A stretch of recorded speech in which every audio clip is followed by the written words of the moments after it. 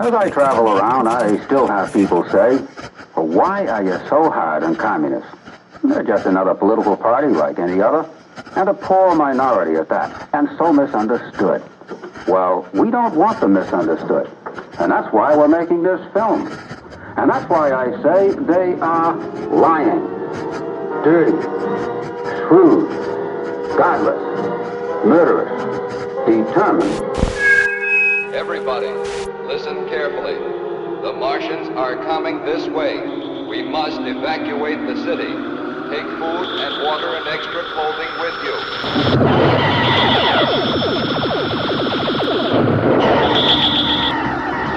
You are no longer in control of your listening device. Can't you see that you're at the mercy of every element of the universe? Rick and Ryan will take you on a science fiction cinematic journey into the post-atomic space age.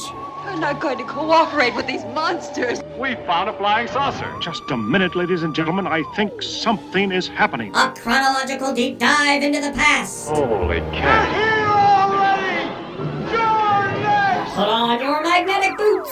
Let's go. And strap yourselves in for your ride with... The Unidentified Flying Podcast. Outrageous. So anyway, Rick. Yes!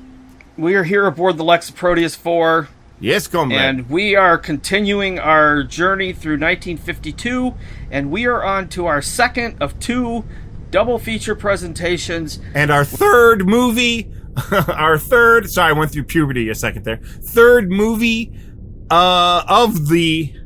Oh God! You know, you're gonna Rube Goldberg this again, aren't no, you? it would, but it's also the third movie of the second part of the double feature. Second double feature? I don't know. Yeah. Sex with you must be so annoying. Ask around. All right. Okay. So yes, as Rick just so nimbly and eloquently pointed out, this is the second of our two double features. And yes, technically, the first one we talk about will be the third movie, and then the second one we talk about today will be the fourth movie. It's as complicated as a Halloween sequel map. Rick has never heard of Occam's razor. Okay, so... I don't know what that is. Keep it simple, stupid. Okay. I think that's what the band Kiss stood for, wasn't it? Yeah, probably. Keep it simple, stupid. Yeah. The band Kiss. All right, listen. Keep it stupid, simple. Or no, keep it simple. What? Stupid? Yeah. Keep it simple, stupid. Keep it simple, stupid. How many girls like to get licked? How many guys like to get licked? You lick me, I lick you. Lick it up! Lick it up! How many of you know what I mean when I say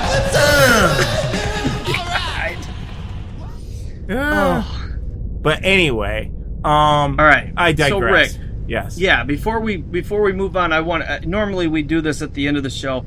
I do want to bring up one bit of feedback before we get going today, because this one pertains to our last episode, our previous episode. Okay, this comment was posted on Spotify, and this comment was posted by me. Okay. While discussing the Atomic City, Ryan mentions the characters being at a horse race. It was actually a baseball game. Yeah, I saw that. One hopes Ryan regrets the error. I do regret the error. I do. I'm not counting it as a mistake. I'm counting it as just a slip of the tongue. Yeah. Because, whatever. I don't remember. Horse race, baseball. They were at some... The important thing is in the parking lot of whatever they were doing, dude blew up in a car. That's the important part. Yeah. So, anyway, thank you, Ryan, for the feedback. And we will move on now to this. So, our first movie on the docket of our Red Scare double feature number 2 is Red Snow from 1952, obviously, because we're in 1952. Red Snow. This is a movie called Red snow. Now, let's talk a little bit about red snow before we get into the cast and crew, because there's a few things we need to put into context for the preceding discussion. Okay, so one of the things I'd like to discuss off the top here is we're going to have a little bit of a history lesson with a little bit of a sociological import, I believe is the way to describe this, but I could be wrong. Anyway, we're going to deal at the top here with the term Eskimo. Okay, this term is considered problematic, and I'm just going to use it at the beginning here while we discuss the historical context, just to because I was educated by this. Hopefully I can educate you, Rick, a little bit about it, and anybody in our audience who may not be familiar with the problematic nature of this term. The word Eskimo is an exonym, okay, meaning it was assigned by outsiders rather than chosen by the communities themselves. Important distinction. Gotcha. By most accounts, it likely derives from an Algonquin Inuit term meaning eater of raw meat, a descriptive term imposed by colonizers. Another theory suggests a meaning like, quote-unquote, one who nets snowshoes. Okay? So that's kind of where it comes from, and in contrast, Inuit is an endonym, and that means the people of the community chose it themselves and was not labeled by outsider. Inuit is the preferred term by the Arctic indigenous communities. Inuit. Now, the term Eskimo lumps together diverse Arctic indigenous groups under a single label, ignoring the distinct languages, traditions, and identities of those separate tribes or groups. So that's why this term is not preferred, because it's just a sort of broad categorization and has contributed to cultural erasure and reinforced stereotypes about Arctic peoples belonging to all one big homogeneous group. So here's what happened. In 1977, the Inuit Circumpolar Council, ICC, formally voted to reject Eskimo and adopt Inuit as the proper term, a stance adopted by Canada, Greenland, and many academic institutions. Now, so when in doubt, when referring to Arctic indigenous peoples, Canada, Greenland, or Alaska, they prefer you say Inuit. However, if unsure, just say indigenous Arctic peoples. Now, the reason I bring this up is because this film, Red Snow, deals with the Inuit people, and they do use Eskimo quite a bit in the movie. So just putting it into some historical context. Now, here's another little interesting bit of history before we get into what this movie is about. One of the things this film deals with is the Inuit involvement in military efforts during World War II and the Cold War. Canada was, on our side. What the army or the military of both Canada and the United States recruited Inuits to be involved in the military efforts. And this film, Red Snow, deals with that. So here's a little bit of historical context for that.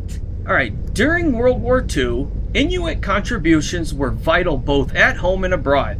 Many Inuit, though often unrecorded under their cultural identities, played supportive roles in Canada's wartime effort, including volunteering in military service and performing home front duties alongside First Nations and Métis peoples. Okay? Notably, Inuit elder Kapik Atagutisak. Nothing but net. He organized the collection of seal and walrus bones and carcasses from 1940 to 1945. These were shipped to southern Canada and repurposed into glue, fertilizer, and even explosives for the war effort. Meanwhile, in Greenland, Inuit hunters were enlisted into the Sirius Patrol, sled dog teams that patrolled remote Arctic zones to thwart German weather station operations, a key Allied effort in the region. Now, flash forward to the Cold War. Inuit communities were critical to Canada's northern defense and sovereignty strategies. The construction of the distant early warning line in the 1950s involved Inuit labor and led to profound shifts in their way of life as they moved from nomadic practices into wage-based employment in developing Arctic settlements. Presently, Inuit are an integral part of the Canadian Rangers, a military reserve force serving as scouts and guides in Arctic operations, offering indispensable traditional knowledge for navigation, survival, and territorial awareness, which brings us to the Red Snow plot synopsis. Set along the frozen Alaskan frontier at the height of the Cold War, Red Snow follows U.S. Air Force Lieutenant Johnson, a pilot tasked with guarding the skies near the tense Soviet border. The remote base is battered by storms, endless snow, and constant unease. But danger doesn't only come from the environment. It also lurks in the shadow of geopolitical rivalry. Against this stark backdrop, Johnson's role becomes a delicate balance between vigilance and survival in one of the most unforgiving landscapes in the world. Integral to this effort are the local Inuit communities, whose deep knowledge of the land and resilience in the Arctic environment prove indispensable as Johnson and his fellow servicemen navigate both the natural perils and the uncertainties of foreign threats. They must also rely on the guidance and trust of Inuit allies. This uneasy partnership underscores how survival in the far north requires cooperation across cultures, even as the wider conflict between superpowers looms just beyond the horizon. So that's Red Snow. That plot synopsis is so much more exciting than this film, which we'll get into in a little bit. So, Rick. Yeah? Let's talk about the crew. Are you ready for this? Directed by two people. It took two people to direct this movie. One of them was a man by the name of Harry S. Franklin, and this is the only movie he ever directed. Second of all is a man by the name of Boris Petrov. He also produced Two Lost Worlds, which we reviewed or discussed in last season. Now, Mr. Petrov was a Russian dancer. He came to the U.S. in 1917 and taught dance, and famously worked with Mae West for a while. Oh. In fact, they were even rumored to be romantically entangled, but he denied that. Mae West was... Mae West... She was a little hellcat. She was entangled with a lot, I'm sure. Yeah. All right, Red Snow was written by some people, based on a story by Robert Peters. However, the screenplay was written by Tom Hubbard, who also wrote Two Lost Worlds. Remember that one? Yep. That I just mentioned ago? Yep. Mentioned ago. Is that how you say that? Something I just mentioned ago? Mentioned a while ago. I don't know. Some about that sounded weird. Sorry. It's really hot over here in and I swear to God, the temperature gauge has fried out on the Lexaproteus. Well, yeah, but I'm also living in a fucking greenhouse because, as I said last episode, Wiggy Wiggy is going full-on silent running. Yeah. He's blasting the Joan Baez, and he is just... I'm sweating, man. I'm sweating bullets just like Dave Mustaine. So, our other screenwriter is Orville H. Hampton. Now, I know that name. Here we go again. He served as the dialogue supervisor on Lost Continent, which is another movie we covered in Season 1. That you liked, and I apparently did not like enough for your, to make you happy. I don't know if I remember it much, so how much did I really like it? Because you liked it. It was, remember they were climbing that mountain the whole time? Oh, that's the climbing one. With the green, yeah. with the green filter? The green filter and the dinosaurs. The one with the really fun characters? Yeah, I remember that. That were boring? No. Yeah, that one. I like that movie. Cesar Romero. Was that his name? Cesar or Romero. Cesar Chavez? No, what was his name? Cesar Romero. The guy that played the Joker? Yeah, Cesar Romero. Who wouldn't shave his mustache even though when they put the makeup on? Yeah, Cesar Romero. That guy. Okay. Orville H. Hampton did receive, in 1965, he received an Oscar nomination and a WGA nomination for One Potato, Two Potato. He did not win. And then, your favorite, in 2001, he was awarded the Retro Hugo for his script writing work on Rocket Ship XM. Now, our makeup artist on Red Snow, because apparently there was makeup in this. So his name is Harry Thomas, and we're going to be seeing a lot of this guy throughout the decade on this show. He just a few of his credits. He worked on Superman and the Mole Men. He did some uncredited work on 10 Commandments. He also worked on Invasion USA, which we reviewed last episode. And he also worked on several of Ed Wood's films. He did Night of the Ghouls, Plan 9 from Outer Space, Jailbait, and Glenn or Glinda. So that guy in the Ed Wood film who's putting the makeup on Bela Lugosi's arm and looks down at all the electrode track marks. Yeah. That might be this guy. Wow, that's insane to think. Yeah, I don't know. In fact, let's look it up, because I didn't even think of that, and that would be amazing if that's the guy. Makeup Man Harry. Hell yeah. We're through the looking glass now. So yeah, according to the credits on Tim Burton's Ed Wood, Leonard Turmo. Leonard. Yeah. Shit. Leonard Turmo played Makeup Man Harry in Ed Wood, and I'm guessing that's based on Harry Thomas, who worked on these movies. Although it doesn't say he worked on. Oh no, that is in Glenn or Glinda when he says pull the string. Yeah. So okay, that. Wow, way to go. Yeah, that's kind of crazy. So our editor is a man by the name of Merrill G. White, and he was an Oscar nominee for The Brave One in 1957. He also edited The Fly and Robot Monster. Yeah. All right, our art director is a man by the name of Charles D. Hall. I mention him because he also was an Oscar nominee in 1940 for Captain Fury, and 1939 for Merrily We Live. He also, now this guy has like around 150 credits. It's insane, all right? He also worked on Red Planet Mars, which we'll be getting to, and he worked on 2 Lost Worlds, although he also worked on 1 Million BC, which is the movie... Raquel Welch?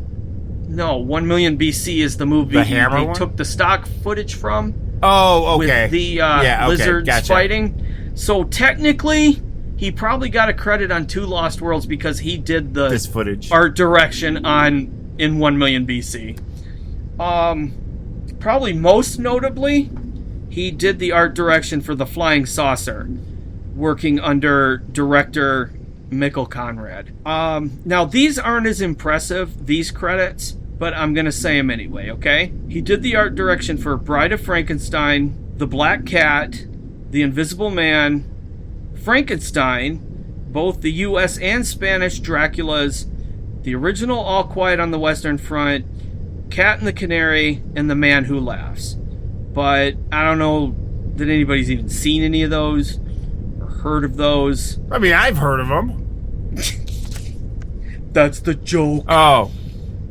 You suck. All right. And that's all I've got for cast and crew, or for crew, on this opus, Red Snow.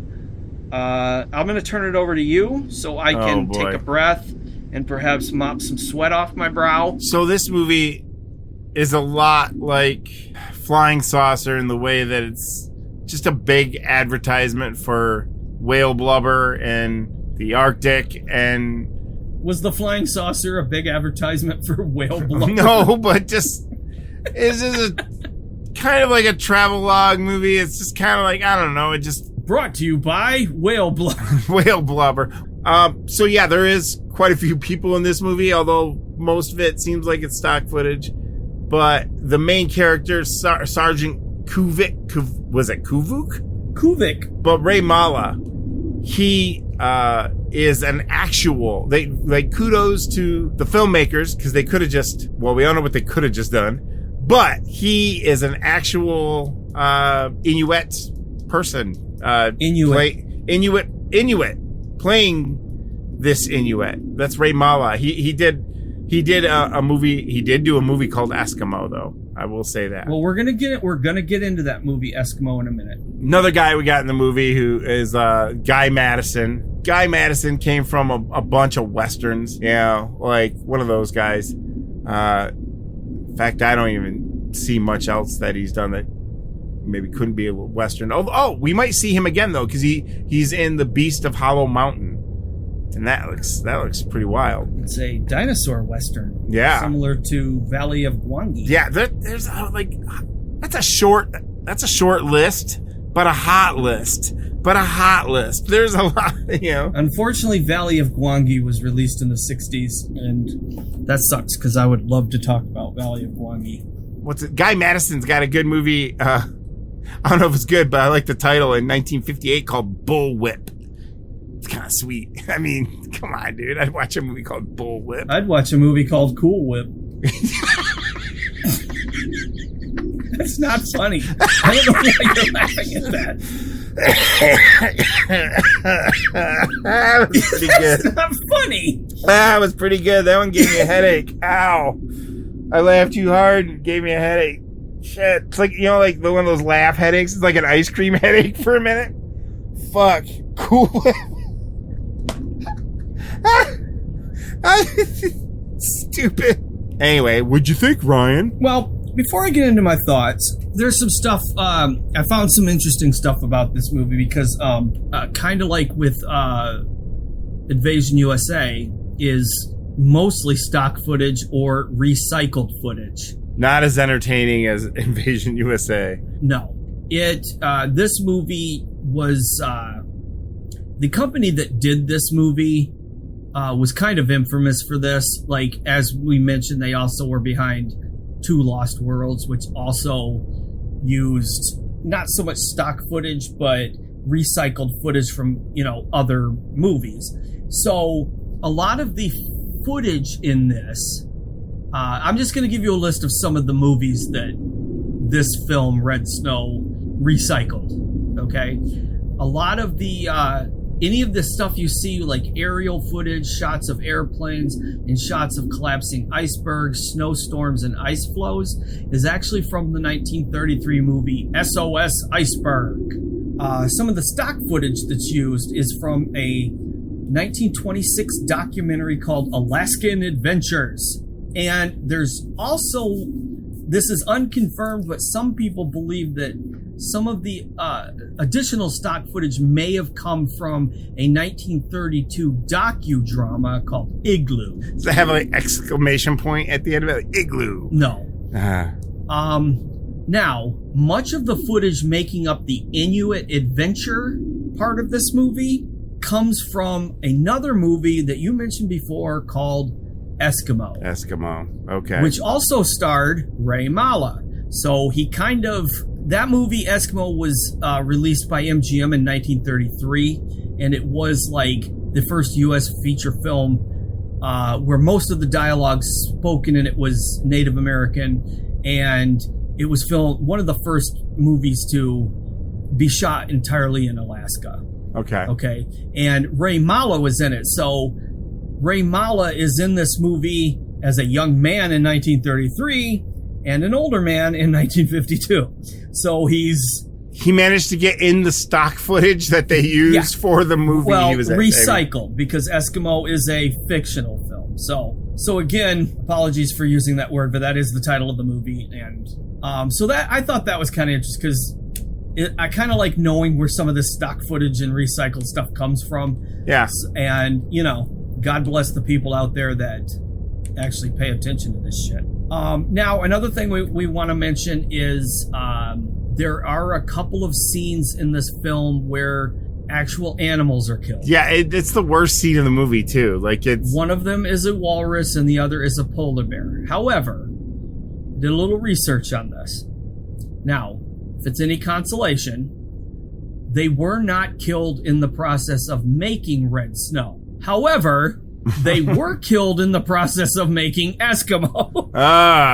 Well. So. Doesn't really help. No. Ray Mala is in both of those scenes. Now, the thing is you got to put this in a little bit of historical context, because at the time the 1933 Eskimo film was made, it was considered a very realistic depiction of Inuit life, and thus the killing of these animals was in a way appropriate. So it was very documentary. Yeah, we can argue that now here in 2025, but now also of note is back in 1933, these Arctic species were not yet endangered, and killing them were thought of as a little different from hunting rabbit or deer. So obviously from or hunting Dio. Yeah, Dio. Dio. The Dio hunter. Yeah. It's him and Christopher Walken, like Russian roulette. Yeah. Anyway, now, so obviously from our modern point of view, this is indefensible and unthinkable, but again, you can't erase history, and it's always important to put these things into context. So, Red Snow, there's really not much to say about this movie. It's incredibly dull. It's the science fiction elements of it are basically a MacGuffin, because what we've got is a bunch of mysterious explosions. So they think the Ruskies are up to no good, so they send these Inuit people to investigate, and then there's a guy flying a plane, and then there's a guy trying to defect from the Soviet Union and make it to America, and there's lots of just long sequences of Inuits doing Inuit stuff, and then there's every once in a while a little bit of like, oh my God, did we figure out what's happening yet? No. And then they'll cut to the Russians going, aha, we're going to kill these people. Damn you, America, we're bringing you down. And then there's some plane crashes. And honestly, people, this is one of those for completists only movies, because there's really, like, at times I honestly think this had more in condom. Yeah. Wow. I think this had more in common with a Mondo movie. Yes, I would agree. Because that's kind of what it reminded me of. I mean, I will give it props because it did use a lot of actual Inuit actors. So, I mean, credit for that. Because they could have just brown-faced everybody or red-faced everybody. And, if you ever wanted to see a walrus meat cookout, just fast forward to the 41-minute mark. I did like the special effects for the explosions. They looked kind of cool. Well, when the lights go off in the distance when it's like exploding in the beginning, and yeah, it's kind of neat. It's like, ooh, what's going on here? Like a secret experiment over there? I mean, that's one of my things about one of the enjoyments I always get out of these movies is just the lo-fi nature of the special effects. They're always going to look way cooler to me than CGI. So if you got a little cool looking explosion, I'm going to be like, all right, yeah, cool. Thank you. And then I thought there was a funny moment with a little bit of maybe perhaps homoerotic innuendo towards the beginning. Boy, I'll be glad to get home. I'm hungry. Always thinking about food. What else do you want me to think about? Wait till we get back to the base and I'll tell you. Oh, behave. Yeah. Yeah, what the fuck does that mean? other than sex or something. Yeah. Like, what else could it mean? Hey, man. Like, hey, I'll tell you when we get back there. I like steak. Dude, it gets chilly up there. Yeah, so, that's true. So anyway, we'll give credit where credit is due, as this did shine a light on the Inuit involvement in the Cold War, and that is an important part of history that has kind of been, forgotten. And when you get to the end, there's actually a kind of, there's a little bit about, we're proud to be American Inuit serving the military stuff. I've got to take off my hat to this Eskimo sergeant. He carried out his special assignment with skill and bravery. He's being promoted to technical sergeant, and I personally am recommending him for the Bronze Star. Congratulations. Thank you, General. I was proud to hear the General's words. I was proud to feel I am part of the American Eskimo people who stand guard like human radar at this frozen gateway of danger. And should we ever give warning, we know our brothers in the air are ready to answer. And there was a good part towards the end where I actually did like the dialogue about this guy defecting. We're over American territory now. I'm going to land at the first American airfield I find. You're insane. Why? Because I'm fed up with barbed wire and starvation, liquidations, inhumanity, all for the cause. They killed my family for believing in God. So yeah, I thought that was pretty good. And there's a cute baby seal, and there is a scene where some kids are playing hacky sack with a snowball, which I was like, man, that looks like fun. I don't know, Rick. That's all. What did you think of Red Snow? I only like the one part where the dude in the beginning is like, "Oh, you mean trombone?" Then I was also a slight trombone.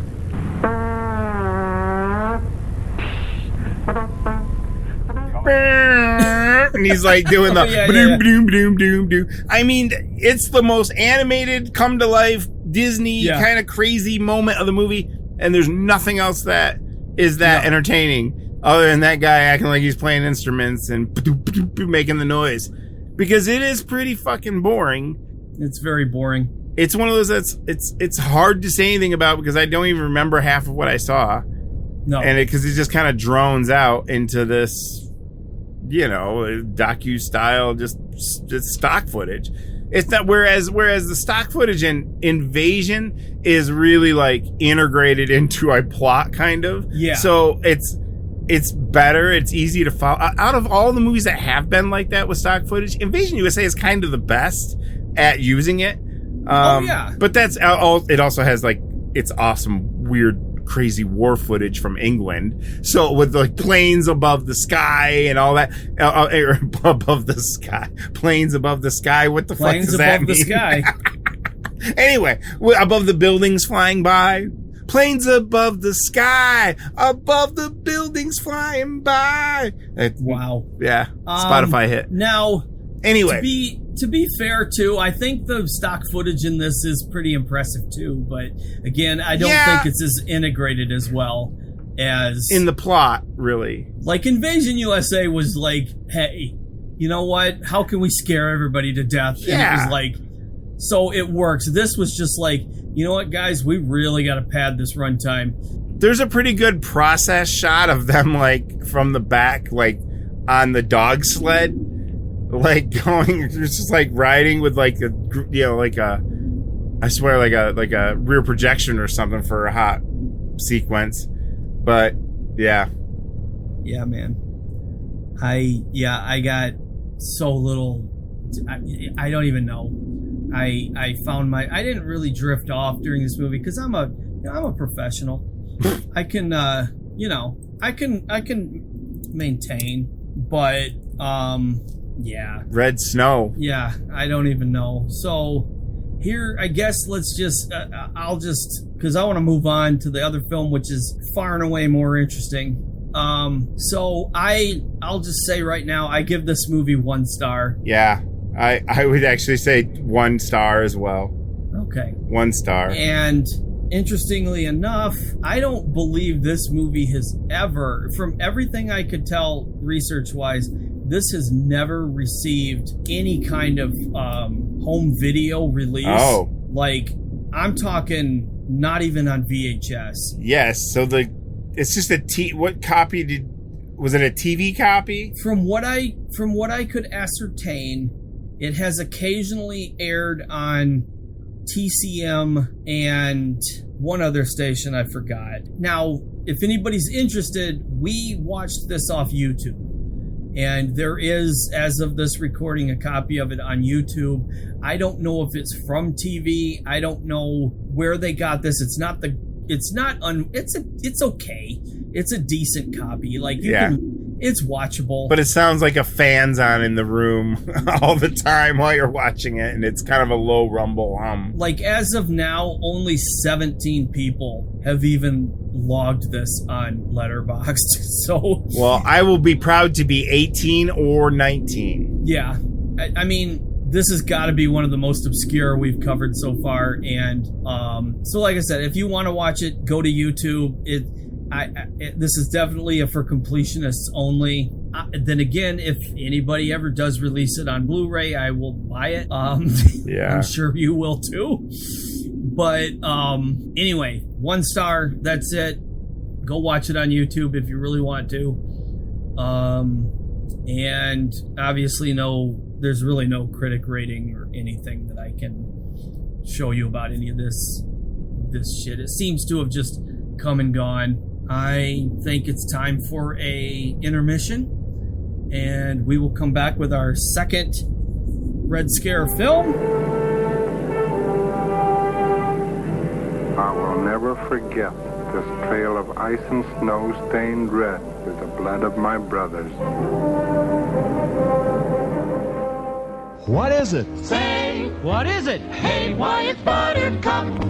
Popcorn, add sweet cream butter to hot popcorn. Mix it up, wrap it up, Buttercup is born. It's delicious. So nutritious. It's a taste delight. It's so munchy, crisp and crunchy. You'll enjoy each bite. Eat butter-drenched Buttercup popcorn at its best. Served in a king-size cup. It beats all the rest. Oh, see, can you see by the dawn's early light was so held the twilight at the last gleaming was bright, who brought us by o'er the rapids we once this stream and the rocket's red glare, bombs bursting in air, gave to the night that the stars were still there, or still yet wait, brave and the home of the free. America, fuck yeah, coming again to save the motherfucking day. Yeah, America, fuck yeah, freedom is the only. There it is, the red planet Mars. For over 2,000 years, the symbol for war. Here is a new experience in excitement, a new sensation in suspense, as men open the door on the unknown powers of space to learn the incredible secrets of the red planet Mars.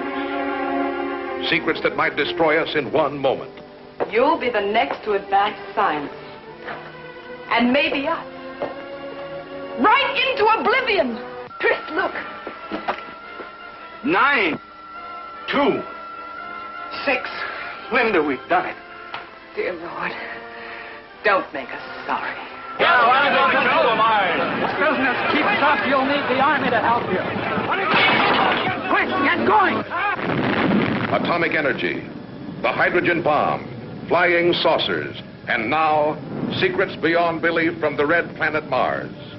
Secrets that threaten the world with total destruction, as countless millions in every corner of the globe invoke the greatest power of all to save their lives. You do think me a fool. Stay where you are. Give me a light. Don't! No!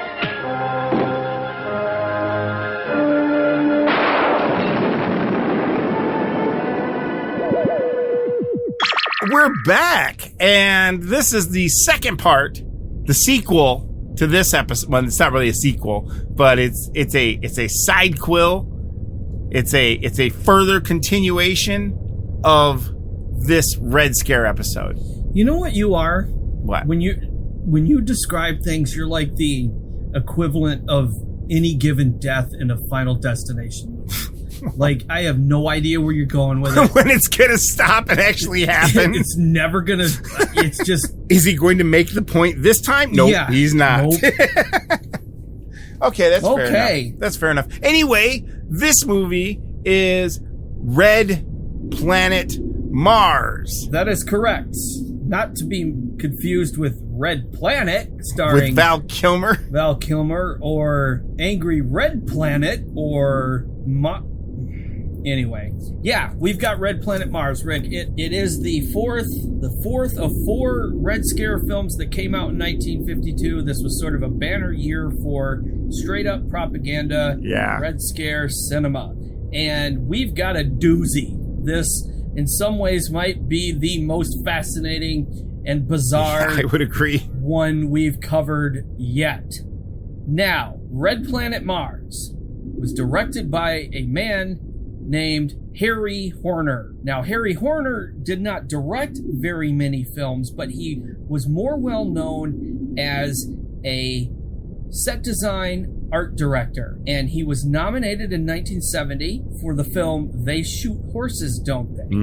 And then he won, in the same category. He won in 1950 for the film The Heiress, and in 1962 for The Hustler. Now, do you want to know something really cool? Yeah. He is the father of composer James Horner. What? Yep. And... No shit! Yeah. Man! Now, here's something else. Love that guy. His other son is named Christopher Horner. And Christopher Horner did the art direction for Jaws 3D. Oh my God. Heavy hitter. Christopher Horner also served in the art department for Boxing Helena. And he was the production designer on Miracle Mile and Roger Corman's Forbidden World. So, holy crap, that Horner family. That legacy. And then, what did Jack Horner do? He sat in a corner. So that guy didn't do much. Okay. Eating a pumpkin pie. Yeah. I was going to say curds and whey, but that wasn't it. That's what that other bitch did. Yeah, that was Little Miss Muffet. Yeah, that's what she did. Was in the bowl, bitch. Our editor is a man named Francis D. Lyon. He actually directed a lot of TV, but editing-wise, he won an Oscar in 1948 for the film Body and Soul, and he also worked on the 1936 version of Things to Come. Now, we already mentioned the art director on this film was Charles D. Hall because he worked on Red Snow.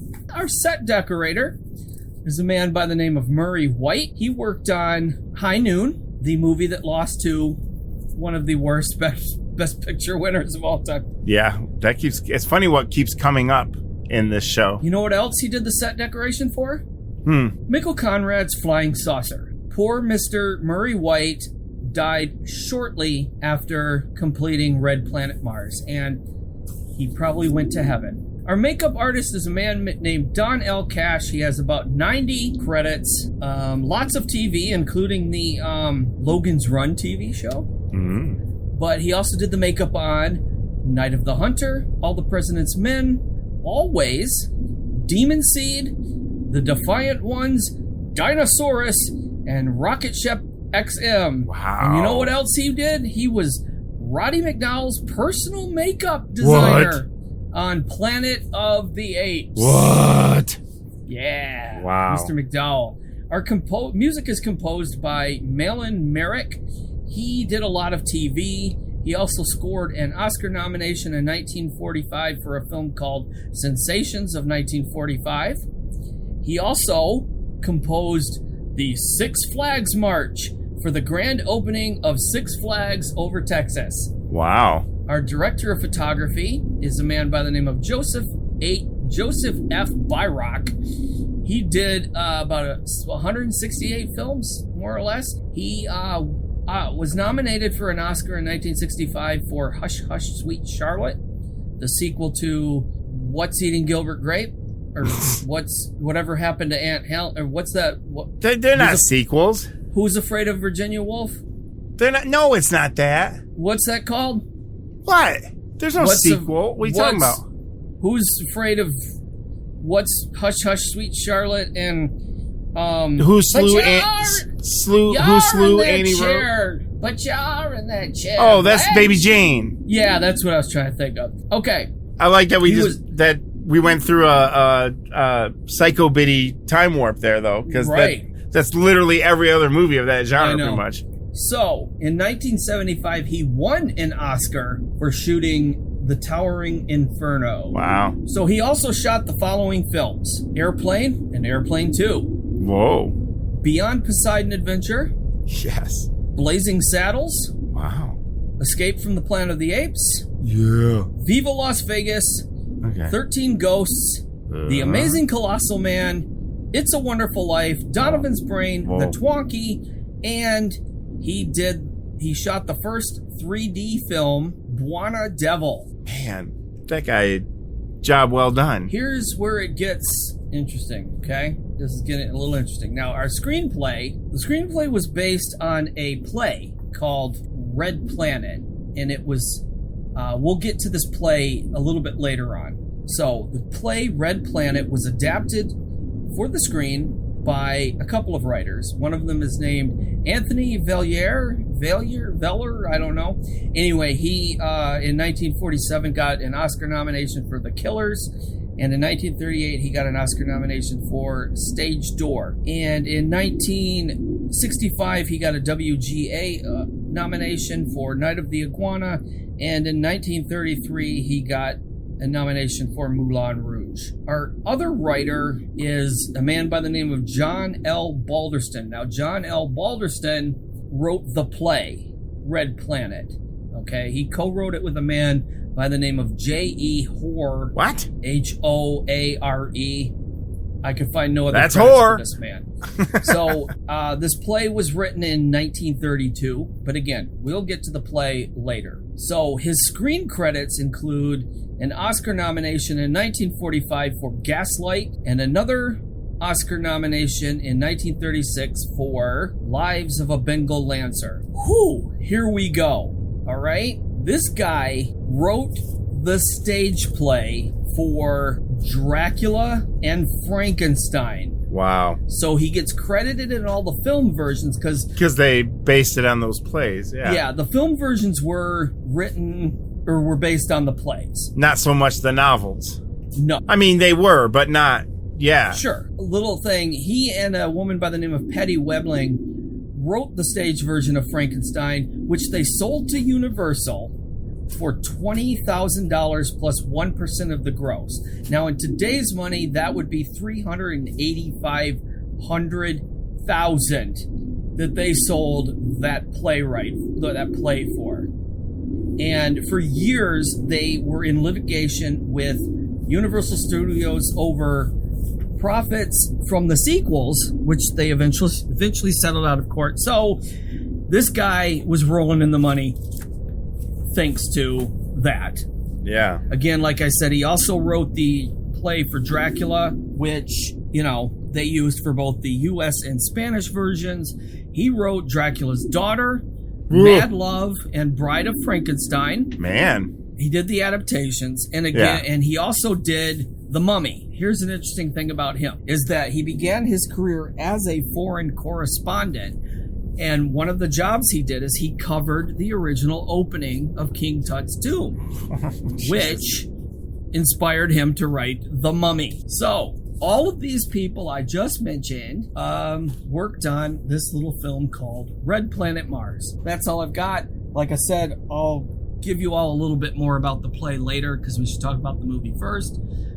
So I'll hand it over to you. So leading this movie, we have Peter Graves, the one and only Peter Graves. Of course, from a little show called Mission Impossible, Airplane. Here's Airplane popping back up. Airplane 1 and 2. Yeah. We'll see him again, of course, in It Conquered the World, Killers from Space. We've got his wife, played by Andrea King, who is kind of interesting in this movie. She's from Beast with Five Fingers.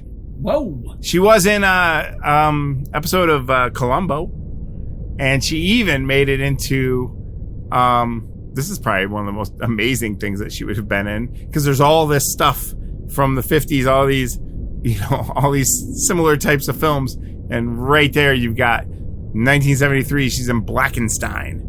Yeah, that just reaches out and smacks you. Not a great one. No, it's not as good as It's not as good as Blackula. Oh, then we've got Mr. Herbert Berghoff as Franz Calder. I mean, he is a villain. Yeah, he's a villain. He's definitely a villain. Now I think about it, he's definitely a villain, of course. And we got Walter Sandy as Admiral Bill Carey. Willis, how do you say it? Boucher. Willis Bobby Boucher. We got Willis Boucher as the president, and we got Orly Lindgren as who plays the son of Peter Graves. And of course, it wouldn't be a Unidentified Flying Podcast movie if it didn't have Morris Ankrum coming back from wherever he's been, making his face, making his appearance. Thank you. Making his appearance. But yeah, he's great. He's really great. Yep. Morris Ankrum. Yeah. But one of the big hitters in this is Marvin Miller, who plays. He's kind of he's a villain, but he's kind of like a side banana villain. Argenian is his name in the movie. But Marvin Miller is like, man, he's like my new favorite guy. He's up there with like Paul Frees and whatnot, because he's Robbie the Robot's voice, and he's in a ton of he did like Electro Woman and Dyna Girl. He's the voice of the narration on Police Squad in color, and did a lot of cartoons and stuff. Marvin Miller played the Zarn. Fucking A, the Zarn in Land of the Lost. He was the voice of the Zarn. He had been in Kolchak, Fantastic Planet. He did the voiceover for the English version in that. Oh, okay. Yeah, it's pretty insane, because I mean, even up in the 70s he was doing those cartoons, but he was in MASH. Looks like he made it all the way up to he was even like Super Skrull and Fantastic Four, the 60s series, which we had just talked about in our previous episode because of the lead actor in Invasion USA being Mr. Fantastic.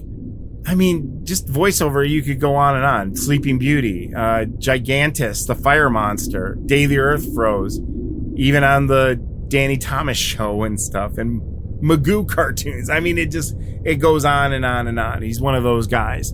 But he plays our side banana villain in this really wacky, wild movie. This movie is I had to watch it a couple times because I was like, I don't know if I get everything that's going on here, because it kind of stacks up on itself so fast, and it's such a dialogue-driven movie. Why don't we tell everybody what this movie's about? Oh yeah, we haven't done that yet. Jesus. Well, in Red Planet Mars, scientists in the U.S. make breakthrough radio contact with Mars, opening the possibility of communication with an advanced civilization. Now, at first, the transmissions appear to offer glimpses of technology and knowledge that could reshape humanity's future.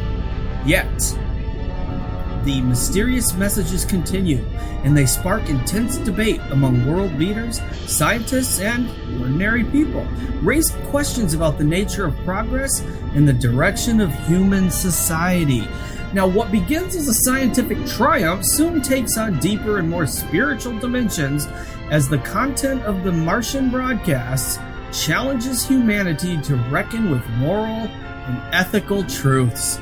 Infused with strong Christian overtones, and boy are they strong, the film explores the tension between faith and science and how the promise or warning from another world could transform not just geopolitics, but the very foundation of belief and human destiny.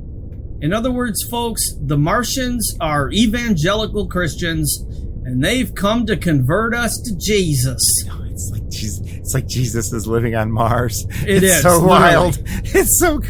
This movie is insane. This It's movie so is, wild. Not only is it Red Scare propaganda, it is straight up Christian propaganda. Oh, hardcore. Oh my God. You would have thought this was made by Kevin Sorbo and Kirk Cameron. In fact, I'm surprised those motherfuckers haven't remade this yet. They should remake this. I'd watch it if it was on like Oxygen or something. Somebody give Dean Cain a job so he'll shut up. So he'll quit ISIS. He'll quit ICE, not ISIS. He'll quit ISIS. Yeah, somebody give Kevin Sorbo and fucking Dean Cain something to do because they're just whiny bitches online. But yeah, this movie is something else. Yeah, it is. And it's all in dialogue. It's I mean, like, you kind of got to think, because it's Red Planet Mars, but there's no, like, it's not really, I mean, not to say it's science fiction because it kind of is, but I mean, there's no, there's no effects. It's not like a movie like with Martians and shit. It's just all dialogue driven. But, well, I mean, basically what happens is this astronomer, Peter Graves, him and his wife live in this, I think it's a radio communication center where he works with radio waves and, radio broadcasts. And it's a dope looking setup. Like, I would kill to live where he lives in this movie. Like, he's got his house and then you literally walk across the driveway to this really cool, like, laboratory, yeah, with all these gadgets, and they're connected to satellite dishes, and I'm a sucker for satellite dishes in these movies. I mean, I love it. It's like just comfort food to me. It's like a warm blanket when I see sets like this.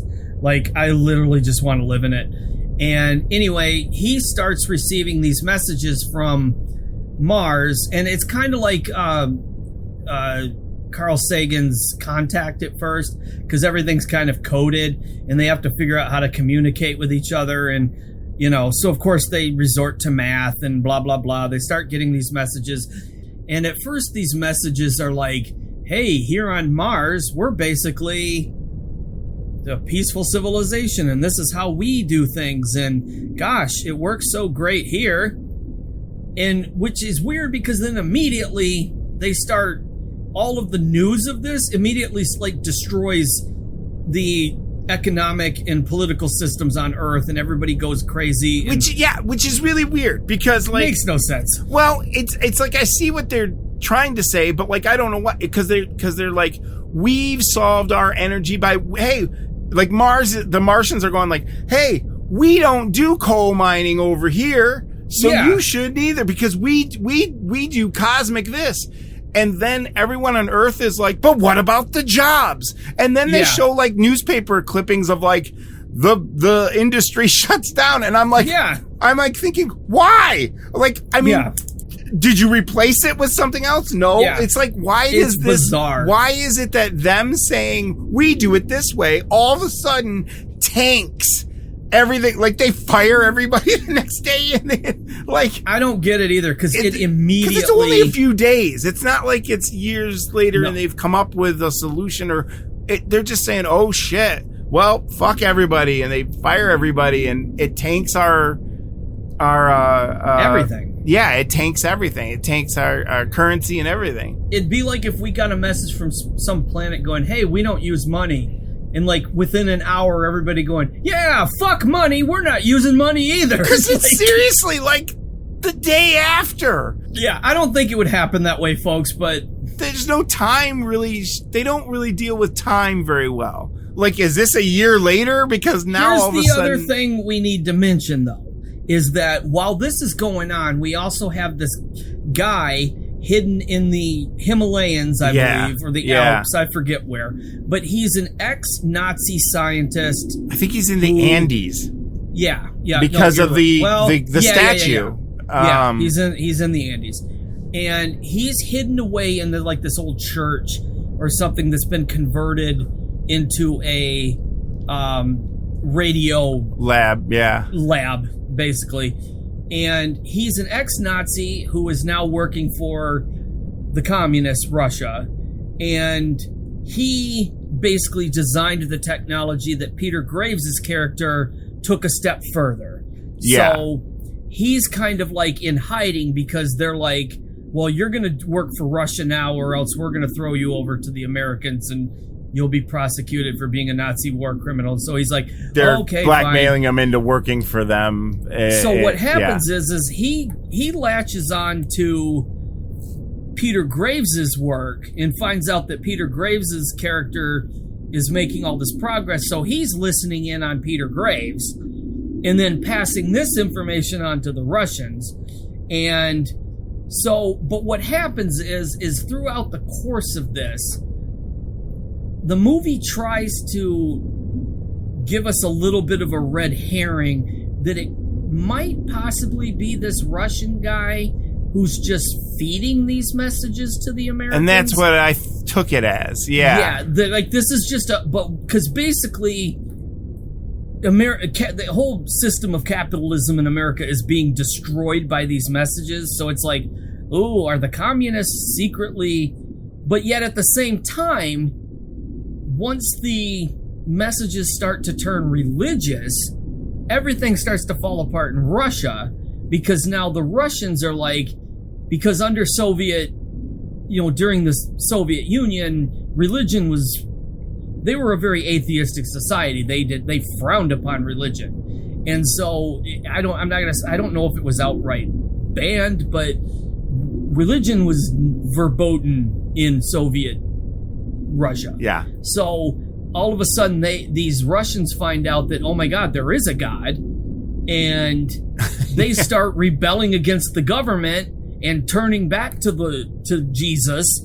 And so meanwhile, America's falling apart, Russia's falling apart, and all of a sudden all these people are just finding God again and realizing that the only way we're going to achieve utopia is by opening up our Bibles and getting back to the roots of, good old-fashioned Christianity. Well, this is nonsense. It's impossible. What is it, Cronin? Well, you remember, sir, we asked them how, with their free use of cosmic energy, they were prevented from blowing each other off the face of the map. If they have an answer to that, I'll welcome it. Well, according to this, they submitted the question to their supreme leader. You say spiritual, Bill? I'm not sure it shouldn't be something even stronger. Godlike was Dr. Stokes' translation. What is the message, Chris? You have been given knowledge and have used it for destruction. 7 lifetimes ago, you were told to love goodness and hate evil. Why have you denied the truth? The Sermon on the Mount. On Mars. But don't talk nonsense, Linda. Love goodness and hate evil? What else would you call it? Well, I don't understand it. I don't either, Chris. But I'm glad we installed the oscillograph, because once the messages are recorded on film, no one can accuse us of garbling them. Well, Mr. President, I said I'd never voluntarily suppress a message. But I was wrong. This one can't go out. Why not? Well, it doesn't make sense. It's not scientific. Oh, maybe it's the one scientific truth we've forgotten. You mean you take this message seriously? We took the others seriously, didn't we? If we were right to release one message, we must release this too. Mr. President, you know the panic those other messages have caused. Loose a wave of religious hysteria on top of it, and every crackpot and his brother will be lecturing on street corners. Mr. President, you're worried about national security. Is there one word in that message that threatens our security? Or anyone else's? And solution, there was none. Save in the rule of Christ alone. My father was very fond of Emerson. May I see that message, please? You're not going to release it? Your arguments in defense of scientific freedom have convinced me. Well, this time Cronin is right, Mr. President. We can't hitch our wagon to that star. We've switched stars, Mr. Secretary. Now we're following the Star of Bethlehem. That message is to be broadcast all over the world. In all languages. Exactly as decoded.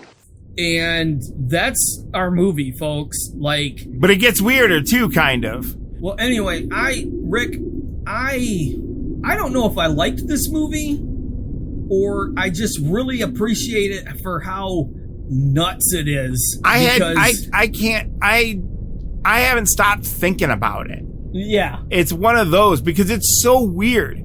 Because he's getting these signals and the like they're not like Russia's falling apart where like everyone's like getting together and starting to, you know, hail God and be Christians and whatnot, and the government is showing up and straight up like machine gunning them down. It's kind of crazy. And Russia completely falls. It's like, but all of it seems like it takes place over about 3 weeks, maybe. Yeah. Like it's really hard to figure out what's going on in this movie. The time frame of this movie is crazy, and I honestly would kill to see this performed on stage. Oh yeah, because I can see that. I mean, it's got that whole quality to it where you really got to follow the dialogue, which I'm a big fan of dialogue driven movies. Like I will sit and watch My Dinner with Andre anytime. I love dialogue, but this movie kind of was hard to, maybe because I think maybe I have like, because I am so not religious and so like wasn't raised in that, so I don't know certain Christian subtext so much, but like, this movie, like, so I automatically kind of maybe get an self-imposed lost about watching a movie like this, because I'm thinking about all of what's being said and being unfamiliar and like trying to. Well, you don't have any context for it. Like, so like I'm sometimes I'm making it harder than it is. But this movie kind of like I said, situations stack right up on top of each other to where it's like, yeah, I have no frame of when this is happening, because also a big thing is at when the messages start to go religious and whatnot, the dude, the Nazi scientist, shows up at Peter Graves' house and is like, I could accomplish much more making you believe I was Mars than ever getting Mars myself. Chris. What is it? He did not send the religious messages. Of course I didn't. You know that. What do you mean? Here are his messages, the very first few as we received them. But when we asked how they've kept themselves from blowing each other to bits, his answer was, one tribe must hold the power. It had nothing to do with the Sermon on the Mount. It was the prophet talking to us. The prophet? Clever of you to create him. You played right into my hands. I smashed your economic system with a power panic. But that still left my friends in Moscow. I had to smash them too. From my hut I could see the statue of Christ. I never thought of using him against them. Thank you for that idea. They must have been desperate. Who? Kerry, Sparks, all of them. They must have done this in Washington. Darling, you were there. You spoke with Sparks and the president. Did you think they were play acting? I don't know. Who did it is immaterial. When I saw the effect on Moscow, I knew you'd created my weapon for me. That's why I let you raise the world up with all that muck right up to the sky, so I can dash it down to hell when I tell my story. You can't do it, Calder. Who's to stop me? God? He had his chance 9 days ago. If I hadn't dug myself out, you'd have gotten away with your fraud. It was no fraud. You'd have won. It was no fraud. You don't expect me to believe those messages were not faked. We expect you to believe the truth, just the way the rest of the world believes, just the way we believe. But here is my proof. There have been no messages since my transmitter was shattered. How will you explain that to the world, Mr. Cronin? Sermon on the Mount. Peace on earth. No, Mrs. Cronin. You are not dealing with a superstitious peasant. If those first messages were fake, the last were too. The world will believe me, just as your husband believed me. And then you'll all be at each other's throats again. All of you. And I'll have done it. Better to reign in hell than serve in heaven. My favorite poem, Mrs. Cronin. The unconquerable will and study of revenge, immortal hate, and courage never to submit or yield. That's my God, Mrs. Cronin. Satan. Lucifer's my hero. God beat him. But I'll have beaten God. What he's threatening with is because he has proof that he sent like the first half of all the messages. So he did send, he was sending them messages in the beginning. He was feeding them that.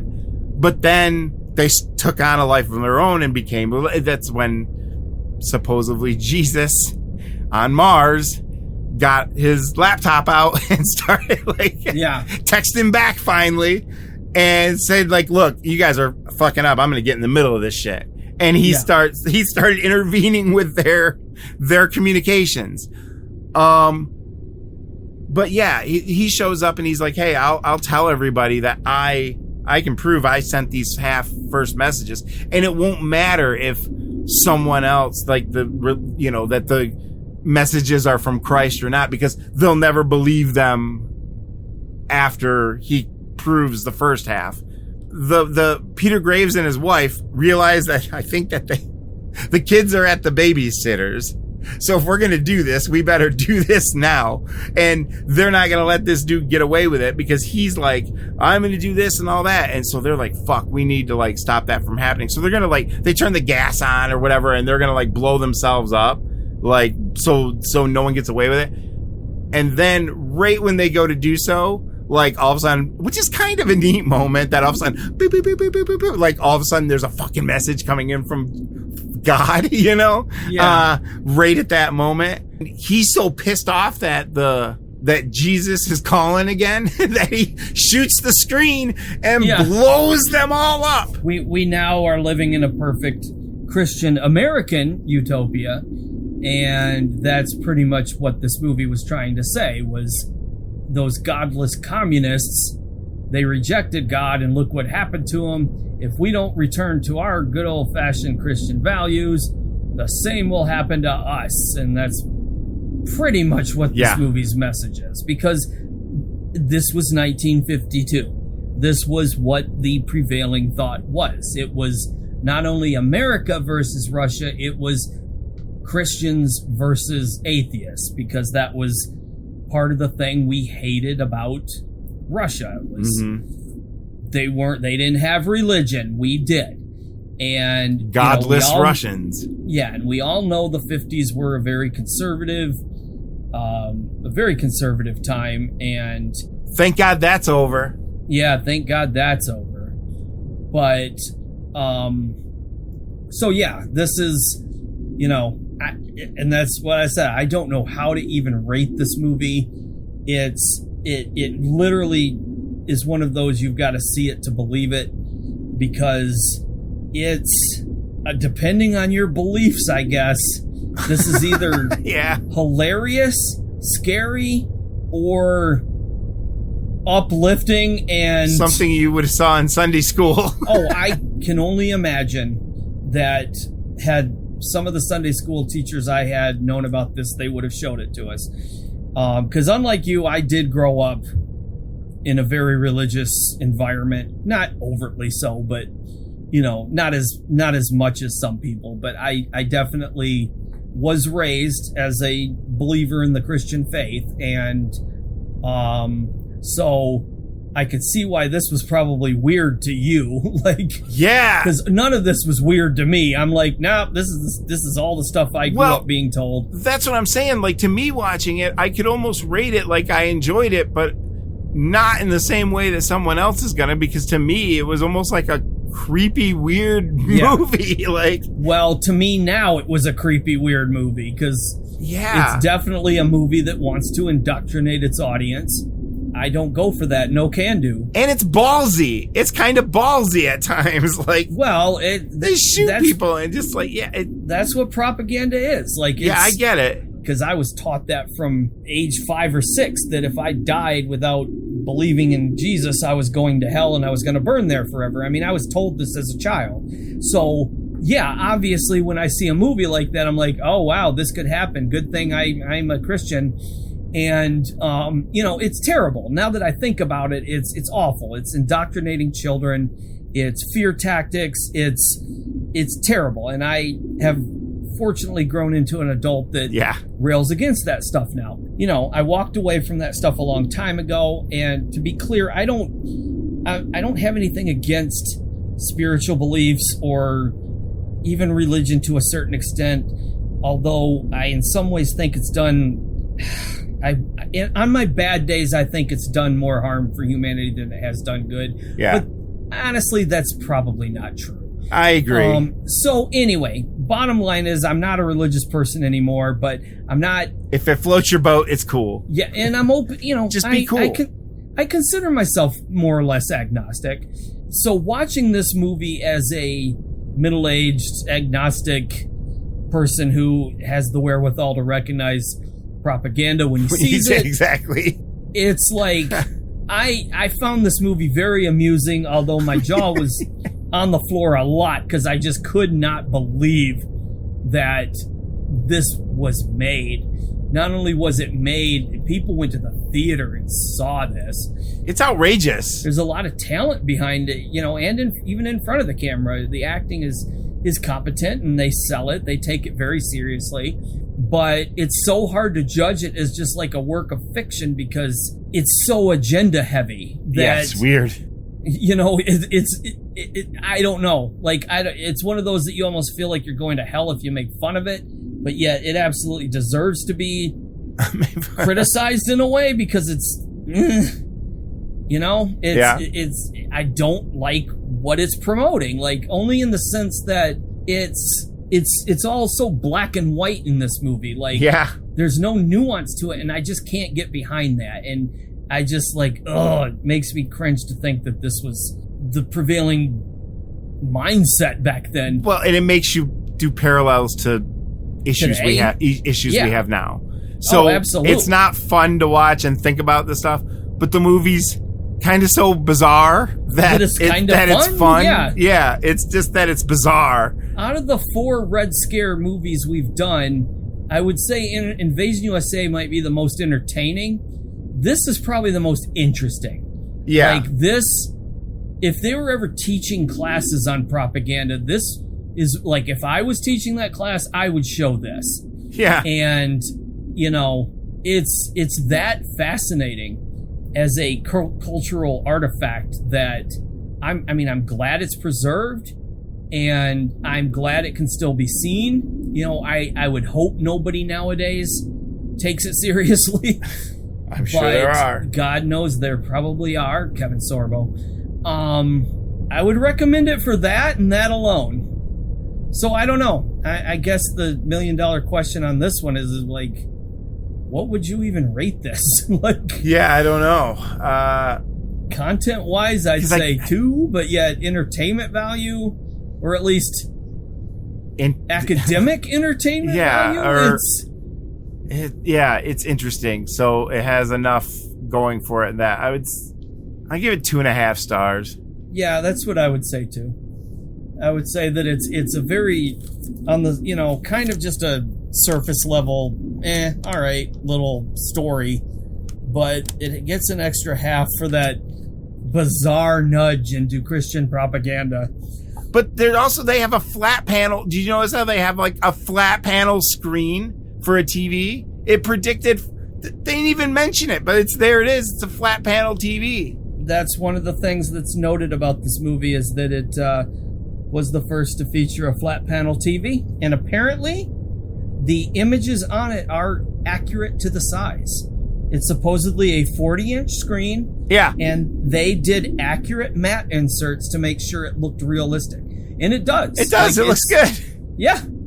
So they got that going for it. Although they did make a big whoops, Rick. Oh, I know what they did too. Yeah. At one point, Linda says, Einstein split the atom. He didn't. Einstein split the atom. He predicted that someday the atom would be split, but he himself did not do it. So, whoops. But hey, whatever. You know, Jesus forgives them. Yeah. So... No awards? No. This did not win any awards at all. And although it does seem to have a bit more of a presence on Letterboxd, at least, it has 698. That's more than people 17. have logged it. And ratings-wise, it sets it a 2.9 out of 5. That's kind of right where we're at. Yeah. Looks like the most people rated it about 2.5 stars. So yeah, there you go. Because they're just as curious. They're just as like scratching their heads too, going, yeah, I guess, you know, like it is, believe it or not, available on a Blu-ray, Rick. Oh, really? So, yep. It is available through MGM on, I think it's MOD. Okay. Which is made on demand, I think. But you can get it still. That's but great. But it is the first. This is from a post I'm reading back in 2023, so it's been out for a while. But that was the first Blu-ray release for the film. I've seen some variant covers, so I don't know if somebody else has put it out. But you can get it on Blu-ray if you are interested. And also, you can get used copies of the DVD and the old VHS tape. So Red Planet Mars is out there. And last but not least, it is streaming.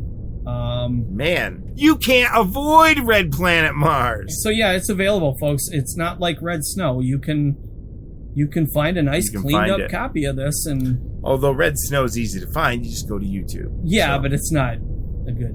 Let's just, for the sake of completion, I'll give you a brief little overview of the play. Like I said before, it's called Red Planet, and it was co-written by John L. Balderston and J.E. Hoare. It premiered on Broadway at the Court Theater on December 17th, 1932, but it closed after just 7 performances. So in the play, it was set in London, and it's where society is thrown into upheaval after reception of a mysterious radio message from Mars. The message, quoting the Sermon on the Mount, leads to a surge of religious fervor and societal chaos. The narrative unfolds as a satirical comedy on the susceptibility of societies to manipulation through religious and political ideologies. Now, in the play, the climax reveals that the Martian messages were a hoax perpetrated by a radio operator in the Alps aiming to expose the gullibility of the masses. Now, this was 1932. This is pre-code era, so we were a little bit looser back then with making fun of religion. So it sounds like what happened was they took this in the 50s and said, well, let's turn that around and make it, because originally it's kind of a comedy. It's a send-up a little bit. So it looks like when they updated it by taking a more earnest approach, emphasizing themes of faith and anti-communists, and they switched it to America rather than London. And it became Jesus' favorite film. Yeah, turned it into a Cold War religious anti-communist propaganda. Now, if you're interested, there are copies of the play that are available through various online library collections. So, hey, seek it out if you want.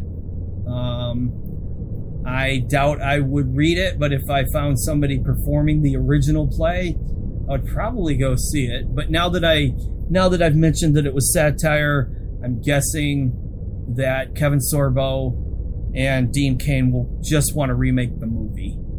Yeah. Because, Jesus hates Russians and communists.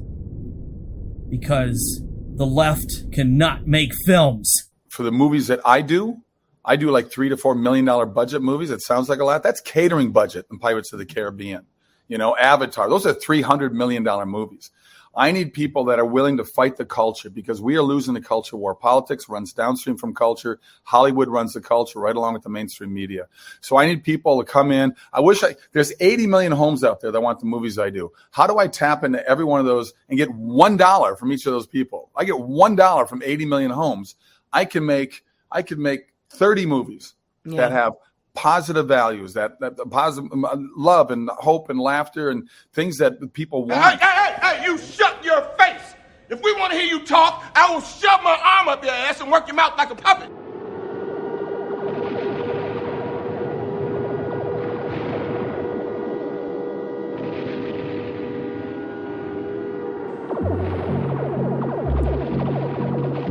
farewell for now, fellow listeners. Please remember to follow us on Facebook, Instagram, and Blue Sky. Also, every thrilling episode is available on YouTube. And if you're tuning in via Spotify, feel free to leave us a comment. Or if you want to make direct contact, fire off an interstellar message to the unidentified flying podcast at gmail.com. Follow, review, and share. Your engagement helps us battle the nefarious algorithm, the Dark Lord of the universe. And remember, friends, keep watching the skies!